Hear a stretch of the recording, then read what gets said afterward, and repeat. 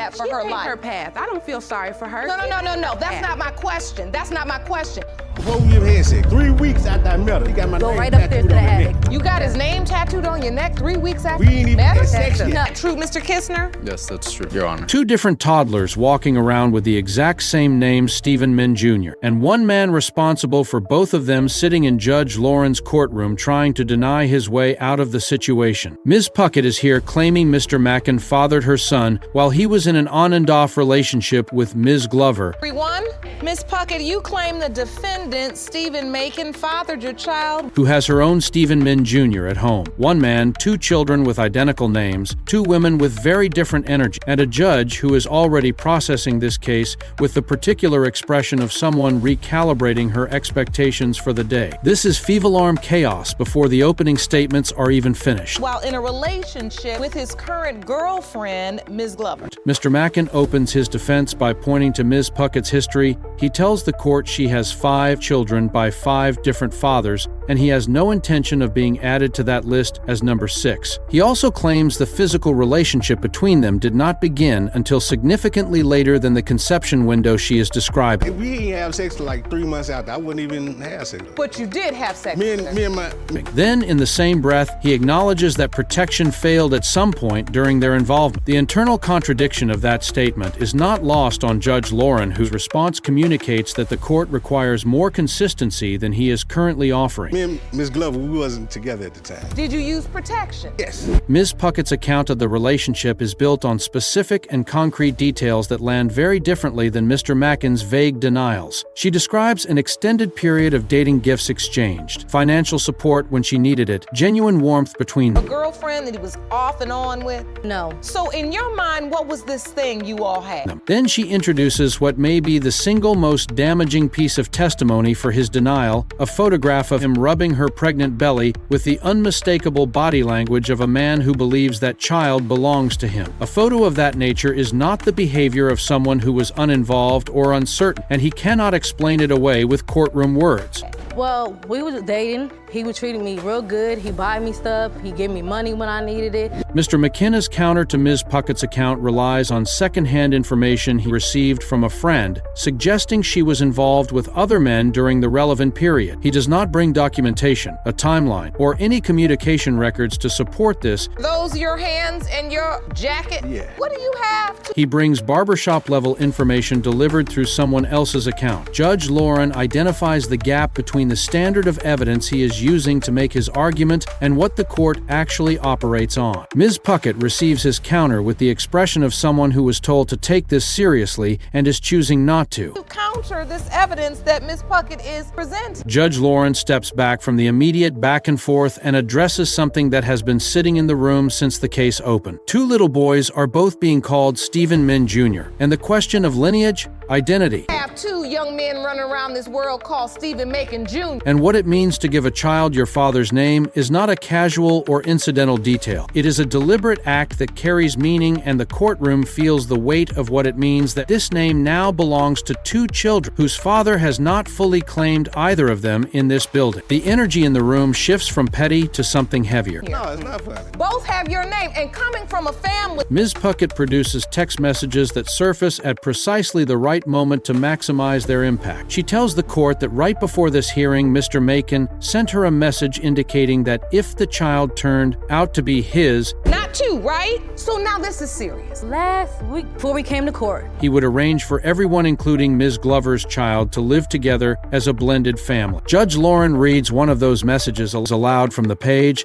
and Mr. Macon acknowledges it is his. The courtroom absorbs what it means that a man denying paternity was simultaneously making cohabitation plans contingent on a DNA result. Ms. Glover's reaction to this information could power a small building. he sent me a message. Would you like to see that? He sent me a message off of Facebook saying that if it was his, Ms. Puckett adds a hospital detail that Mr. Macon does not have a clean answer for. She testifies that he came to the hospital after the birth, asked about the baby's name, and specifically pushed for the child to be called Stephen after him, with Jerome, will you please hand that to me, please? So this piece of evidence. the nurse present as a witness to the conversation and the documentation. Naming a child after yourself and then standing in a courtroom claiming no involvement is a particular kind of audacity that that Judge Lauren addresses with the precision of someone who has been saving her response for exactly the right moment. Is a text Yes. from Mr. Macon. Mr. Macon offers his version of the hospital visit, and it does not resemble Ms. Puckett's account in any significant way. He says he looked at the baby, indicated he had somewhere to be, and left without signing anything. Judge Lauren asks what exactly required his immediate attention, and his answer does not satisfy anyone present. Then Ms. Puckett produces the certificate of live birth. Okay.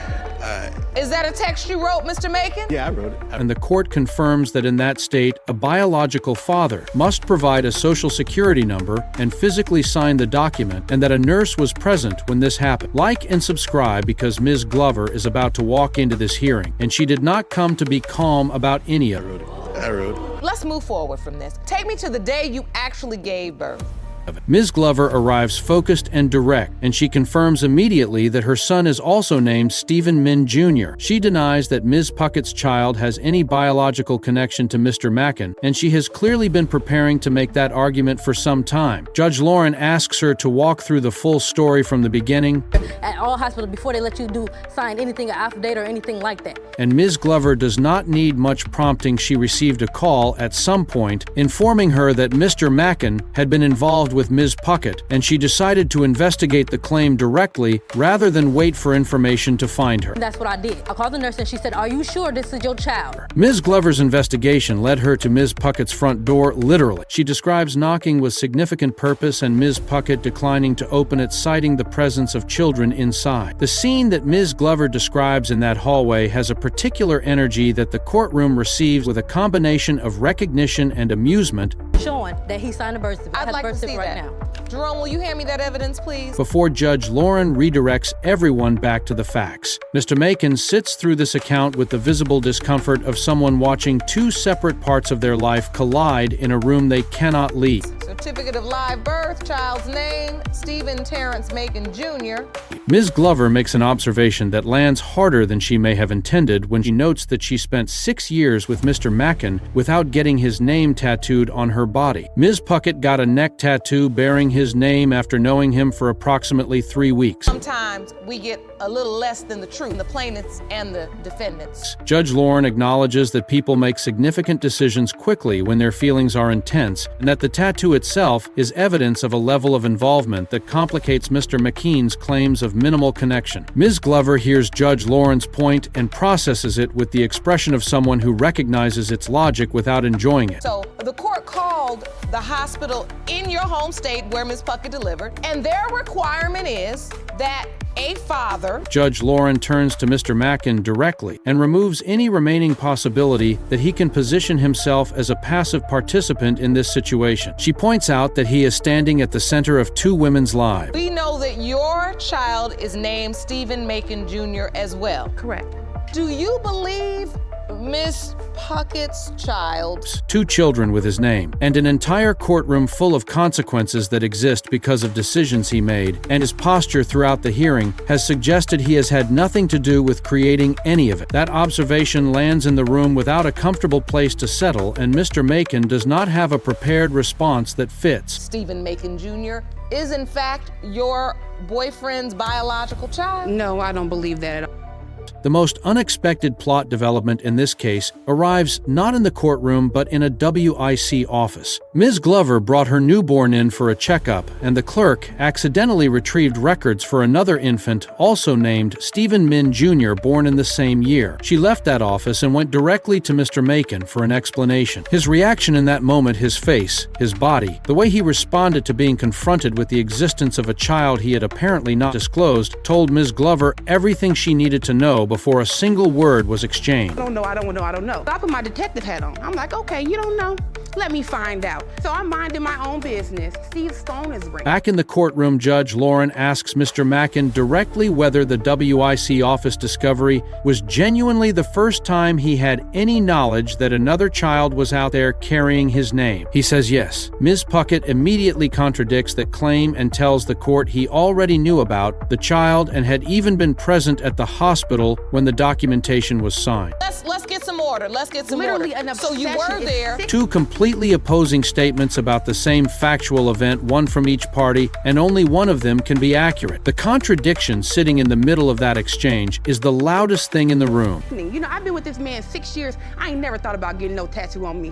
Judge Lauren shifts to procedure before the results are read and asks Ms. Puckett one final time whether she has any doubt about the paternity or whether she was involved with anyone else during the conception period. Ms. Puckett holds her position without hesitation, no doubts, no other involvements, complete certainty. That for She her made life. her path. I don't feel sorry for her. No. She made her That's path. not my question. That's not my question. That answer closes the last open door before the result arrives. Mr. Mackin's nervous energy has been escalating throughout the hearing, and the particular smile he uses to mask uncertainty has noticeably faded by this point. Do you think that situation is what she wants for her life? The certificate of live birth sitting in evidence, the photograph of the belly rub, the text messages about cohabitation plans, the nurse who witnessed the hospital documentation, the tattoo on someone's neck, all of it has been assembling into a picture that the courtroom has been looking at from multiple angles throughout this entire case. Find out that that Miss Puckett's child was named Stephen Macon Jr. Okay, let's. Mr. Macon has offered denials and a friend's gossip and an account of a hospital visit that does not match the documentation. Two children share his name, and two women share the experience of being in his life simultaneously without full knowledge of each other. The envelope is the only thing in this room that has not had a chance to speak yet. Talk about this. I go to the WIC office. We got a little local WIC office. Everybody know everybody. Ms. Glover is locked in, and her expression communicates that she has prepared herself for both possible outcomes, even as she has been loudly advocating for one of them. Ms. Puckett is gripping the podium with the particular tension of someone who came here certain and is now waiting for the certainty to be confirmed officially. Yo, named her baby after you. And I mean, he looked devastated like me. Mr. Mackin's eyes are moving in the way eyes move when a person is running through scenarios and not finding a comfortable place to land in any of them. Judge Lauren holds the envelope with the gravity that this specific moment always deserves. I mean, literally, he dropped down like you got to be. Judge Lauren opens the result in the case of Puckett versus Min for 2-year-old Stephen Min Jr. The courtroom holds every breath simultaneously in the specific way it does when the answer is about to permanently rearrange someone's understanding of their own life. Two children with the same name, one man who has been denying one of them. Were you with anyone else? No, when I was with Mr. Macon, I did not sleep with nobody else. A photograph that told a story his words tried to contradict, a birth certificate with a social security number, and a signature. All of it has led to this single sentence that is about to be read aloud without the possibility of revision. So, when I open these results, I'm not going to be surprised. No, Your Honor. Right, Jerome? Whatever Judge Lauren reads from that page is going to send at least one person in that courtroom into a reaction that no amount of rehearsal could have fully prepared them for. Ms. Glover came here fighting for her son's name and the identity attached to it. Ms. Puckett came here fighting for her son's father and the stability that confirmation brings with. Mr. Mackin came here hoping to exit a situation he apparently helped create on both sides of this courtroom. Two-year-old Stephen Macon Jr. It has been determined by this court in the case of... The result lands, and the next few seconds belong entirely to the science that has been waiting patiently through every denial, every text message, every knocked on door, and every belly rub photograph for the chance to have the final word. Puckett versus Macon has been determined by this court. Mr. Macon Sr., you are his father.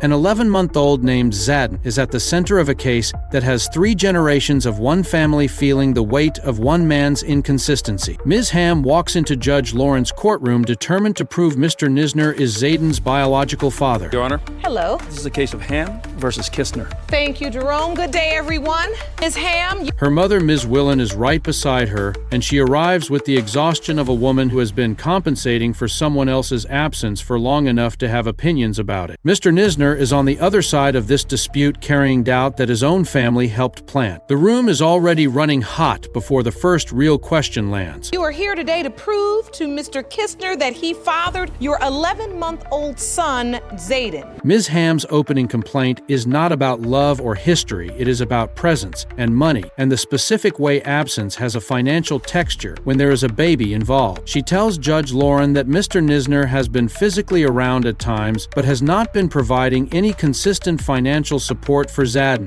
Given everything up to be with Miss Ham, but now you... Judge Lauren pivots immediately to Mr. Nisner and asks him directly whether he has been showing up for this child. His answer does not arrive with the confidence of someone who believes his own defense, and the courtroom registers the hesitation before he finishes speaking. Claim her promiscuous and foggy past have caused you to doubt that you fathered her son. Yes, Your Honor. Ms. Willen enters the conversation, and she does not arrive empty-handed. She tells the court he was not present when Zadden was born, missed the birth entirely. There was no baby shower, and his family's absence from those early moments was not incidental. They stayed away because they did not believe Zadden belonged to him. Been there, but yes, I have. Miss Willen, you said... The portrait she is painting is of a man whose own family made a decision about this child before any science was consulted and whose behavior has been shaped by that family opinion ever since. Mr. Nisner's face during this testimony communicates that he does not have a comfortable response prepared for any of it. You tired of playing daddy because you got to step up. Yeah. Judge Lauren presses the financial question because it is the question with the most immediate real-world consequence for Zadden. Mr. Nisner becomes emotional as he explains that he does not have a steady job and that he has been trying to contribute within the limits of what his situation allows. Then he adds something that reframes his absence in a more complicated way. He tells the court that his family's belief that Zadden is not his led him to pull back from the relationship. Yes. Why haven't you supported the child financially? Rather than move toward it. A man choosing family opinion over his own presence in a child's life is a choice with consequences that Judge Lauren is not going to let sit without examination. I'm trying my best, Your Honor. I do not have a steady job. That's right. The doubt Mr. Nisner holds on to began with photograph. His family looked at baby pictures of Zadden and told him the child did not look like him, and that assessment from people he trusted became the foundation of his uncertainty. Ms. Willen has arrived at this hearing prepared for exactly this argument. When you say you betrayed your family, what do you mean by that? Well, and she pulls out side-by-side photographs to make her own visual counterargument. The courtroom enters the familiar territory of resemblance wars where everyone becomes an amateur geneticist with strong opinions and no laboratory credentials. I came back home and my family was telling me, don't go back there. Judge Lauren studies the photographs herself, images of Mr. Nisner as a baby placed next to current photographs of Zadden at a comparable age. Ms. Ham is confident in what the images show. Mr. Nisner remains unconvinced. The courtroom leans in with the collective energy of people trying to resolve a biological question through eyebrow comparison. Judge Lauren knows better than anyone in the room that visual similarity is interesting and entirely beside the point of what the science is going to determine. But she lets the moment breathe before moving forward. At the time of his birth, I was showing my family his photographs that Ashley had sent, and they tell me he doesn't look like me. Then Mr. Nisner introduces a piece of information that detonates inside the hearing and shifts everything. He tells the court that his doubt is not rooted purely in physical resemblance. He claims Ms. Ham was intimate with one of his close friends. The room reacts immediately and audibly. Judge Lauren turns to Ms. Ham and asks her directly whether this claim has any truth to it. Ms. Ham does not deny it. The acknowledgement lands with the weight of something that has clearly been sitting between these two people for a long time without being fully resolved in either direction. And of Zadden as a baby. Probably around the same age. And you think they look alike. There's a resemblance. Oh, yeah. Ms. Ham explains the context surrounding that encounter. Things between her and Mr. Nisner had deteriorated to the point where he was not present for her in the way she needed him to be. The encounter happened at a hotel, and she disclosed it to him the following day. She did not hide it. What complicates the story further is that Mr. Nisner chose to continue the relationship after she told him. That choice suggests he either accepted it or was unable to fully process it, and the doubt that has followed ever since may be the unprocessed version of that moment finding its outlet in a paternity question. Like and subscribe, because what Ms. Ham reveals next about a separate incident is going to change the texture of this case entirely. My close friend, Oh. I've known since I was little. Did you sleep with his good friend, Miss Ham? Yes, I did.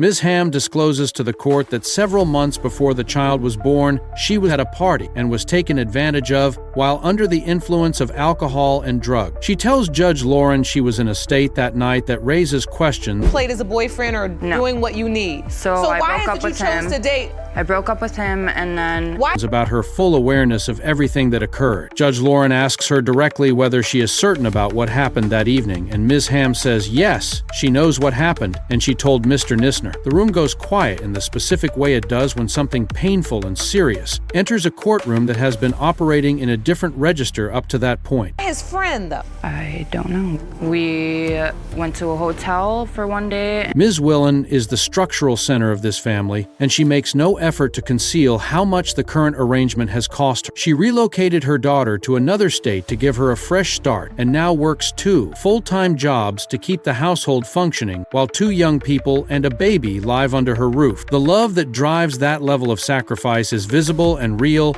and the fatigue underneath it is equally visible. Judge Lauren absorbs the picture of a grandmother holding together a situation that should have had more adult support long before it reached this point. True, Mr. Kistner? Yes, that's true, Your Honor. I believe that Miss Ham could show me change, and, she did. Judge Lauren delivers a reality check that is aimed at both young people simultaneously, and it lands without softening. The message is direct: people who cannot sustain themselves financially and emotionally should not be creating lives that depend on them to do exactly that. Heads drop, eyes fill. The lecture is not cruel, but it is honest, and the honesty is harder to sit with than any accusation either party has made against the other during this hearing. Zadden exists regardless of what the adults around him should have done differently, and he needs all of them to be better than they have been. In September. Your Honor, where she can I was at. please say something? Yes, ma'am. She was in a bad place. Ms. Willen adds the final layer to her testimony by making clear that everything she has described about working 2 jobs and holding this household together is not something she resents. It is something she does because the alternative is worse. Insecure, and she is also insecure. They're very young.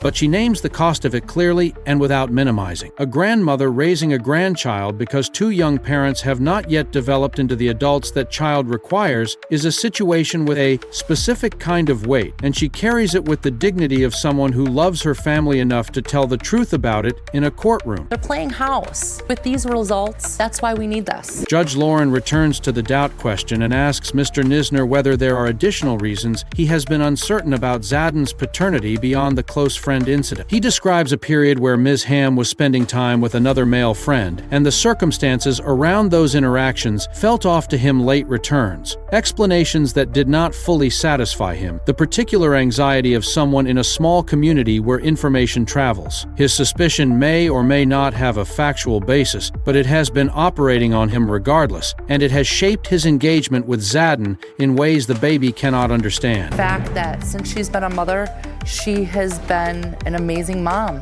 a completely different person. Ms. Ham addresses the projection Mr. Nisner appears to be directing at her current behavior by pointing to the full disclosure she made to him earlier in the relationship. She told him what happened everything, and his awareness of her past has apparently made it difficult for him to accept her present at face value, even when she has given him no new reason for concern. That perhaps Miss Ham had been sleeping with somebody else. Well, I was talking to one of her. Mr. Nisner acknowledges something that sits in tension with all of his doubt he has bonded with Zadden. He has spent time with this child, and the connection is real, and he feels it. The bond exists alongside the uncertainty, and he has not been able to resolve the conflict between them on his own. Other male friends, because they were almost together all the time too. She was going with them, going to places I don't know of. Judge Lauren reaches for the envelope, and the room responds the way it always does when the moment finally arrives, with the specific stillness of people who have been building towards something and can now feel it in the air around them. Every exchange across this entire hearing. Did you have sex with anyone else? Did a circumstance present itself? Has been leading here. The photographs, the close friend, the party, the 2 jobs, the missed birth. The family that stayed away, all of it compresses into the seconds before the result is read. Mr. Nisner has bonded with Zadden and doubted him simultaneously, and whichever way this lands, he is going to have to decide what he does with the answer. That would make things seem a little unclear. Judge Lauren opens the lab results in the case of Ham versus Nisner for 11-month-old Zadden, and the courtroom holds a silence that belongs entirely to this moment. Ms. Ham has been certain. Mr. Nisner has been uncertain. Ms. Willen has been working 2 jobs and showing up for a child who deserved better from the adults around him months before this hearing was scheduled. The result is about to tell all 3 of them which version of this story the science supports, and the envelope does not negotiate with anyone's feelings about what they were hoping to hear. Judge Lauren reads it, and the room finally exhales. Are not the father. Ms. Sales did not walk into Judge Lake's courtroom looking for a conversation. She came looking for accountability. And she has been waiting 5 years for this moment. She claims Domo Jackson once asked her to have a child with him, and now that their 3-year-old daughter, Micaiah, exists, he is standing in that same courtroom. Sales, you claim that you and the defendant, Mr. Jackson, were in a serious relationship, and it was his idea to have a baby. Dismissing the entire relationship as something casual and insignificant. Jackson is unmoved, and his position is absolute. He is not the father, and Ms. Sales was never more than a temporary situation he was never committed to. 2 people describing 5 years of the same involvement in completely unrecognizable terms, and a 3-year-old who has no idea any of this is happening around her. But now that your 3-year-old daughter, Micaiah, is here, he denies being her father. Jackson's characterization of the relationship is specific and deliberate. He tells the court she was a woman he spent time with privately, never someone he committed to, never someone he considered a genuine partner. According to him, the nature of what they had was always clear. Mr. Jackson, you claim that Miss Sales is a former side chick who is trying to pin a baby on you only because she wants you back in her life. And she was aware of its limits from the beginning. Ms. Sales, sitting across from him, hears this version of their 5 years together, and her expression communicates that the man describing it and the man she knew do not resemble each other in any meaningful way. You are certain you are not her daughter's father. Is that correct? Yes, Your Honor. Ms. Sales builds her account on concrete and specific details that are harder to dismiss than a general denial. She tells the court that Jackson was at her home every single day in her space, in her life, making statements about the future. I was with D'Amico for 5 years. We were in a relationship. We had our baby. That she understood as genuine. He admitted in the hearing that he visited her daily, which is a level of consistent presence that sits awkwardly next to a characterization of someone as merely a casual encounter. Visiting someone daily for years and then calling them a fling is a contradiction that Judge Lake is not going to allow to pass without examination. And now, because he sits up and talks to his family, now he feels like that is not his child. Jackson's certainty about the paternity is not rooted in any scientific analysis. It is rooted in his family's visual assessment of Micaiah. They looked at the child's light complexion and gray eyes and decided based on those features that she could not be his biological daughter. Mr. Jackson, she said you were in a 5-year relationship. Is that true? No, ma'am. So what were we doing, Miko? What were you doing? The courtroom receives this particular reasoning with the specific reaction it deserves in a building where DNA tests exist precisely because physical appearance is not a reliable biological instrument. Jackson has allowed his family's visual conclusion to carry the full weight of his position, and he has stood behind it for 3 years. You know, she was like my side woman. Your side woman. She was your side woman. Miko, you gonna stand her So alive? it's your testimony you weren't in a relationship. Jackson's sister Denisha arrives to provide testimony, and what she brings shifts the hearing in a specific direction. She tells the court about a late-night phone call she received from Jackson during which he disclosed that Ms. Sales had admitted to being intimate with another man. So did you make that clear, or were you making her feel like she was your real woman, but really you were just having a side one? That disclosure, if accurately described, introduces a biological possibility beyond Jackson that his doubt has been feeding on ever since. The courtroom weighs a sister's account of a private phone call against 3 years of Jackson's physical presence in Ms. Sales's daily life, and the calculation is not straightforward. She was just my side woman. I made it clear to her before. She understood. Stop lying. He came to my house every single day. The DNA test that should have resolved this years ago was apparently attempted and then abandoned. Jackson tells the court he had arranged for testing to be done, but that Ms. Sales broke down emotionally at the... Why is it you think think you can't be Ma'Khia's biological father. It seems like you at least a possibility. Your Honor, one Courthouse, and the process did not move forward. He frames his retreat from that moment as an act of consideration for her feelings rather than as avoidance of an answer he was not ready to receive. Judge Lake's visible response to this explanation communicates that she finds the framing insufficient as a justification for 3 years of a child going without a confirmed father. day I was over my family member house doing some work with him, and a friend of us called and said that they seen her in a car with some light-skinned guy with dreads. Ms. Sales pushes back with an accusation that gives the court a broader view of what Jackson's life has looked like during this period. She tells Judge Lake he has been navigating between two women simultaneously unable or unwilling to fully commit to either one, and What you know about this situation. D'Amico called me crying one night because he said that both of them have been living inside the consequences of that arrangement without necessarily having the full picture. The courtroom absorbs this characterization and the image it produces of a man managing competing relationships while publicly denying the one that produced a child is not flattering. Like and subscribe because Judge Lake has the result, and it is arriving right now for 3-year-old Ma'Khia. actually admitted to him that she has slept with the light-skinned dude with dreads, and there's a possibility that Ma'Khia might not be his. Every element of this case has required the court to evaluate competing realities that cannot both be true. Either 5 years of daily visits constituted a meaningful relationship, or it was an extended casual arrangement that both parties understood the same way. Either Ma'Khia's features exclude Miss Sales, you got a lot of mouth for everybody, but you ain't gonna have a lot of mouth for me. And if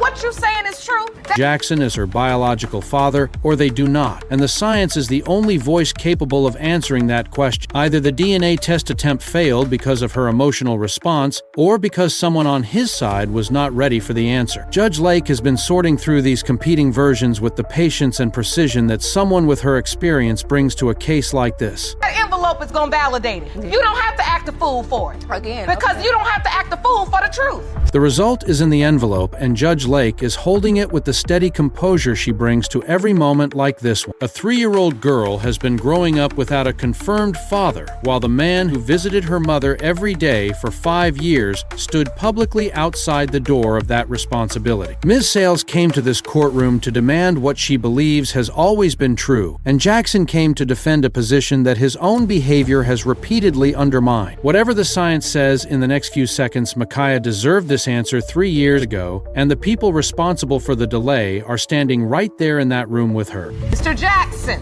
you are the father.